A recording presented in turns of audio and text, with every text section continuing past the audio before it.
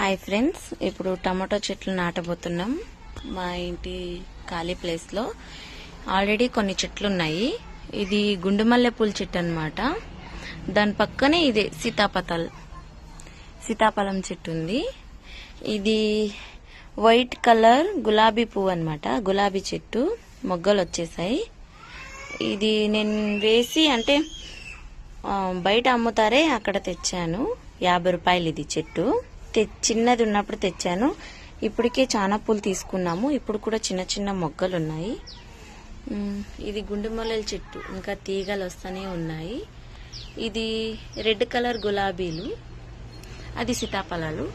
ఇప్పుడు ఈ టమాటాలు ఉన్నాయి చూసారా, టమాటా చెట్టు వేస్తున్నాను. విత్తనాలు వేద్దాము, ఎన్ని రోజులకు వస్తాయో చూద్దామండి. ఇక్కడ ఇట్లా హోల్ చేసేసి ప్లేస్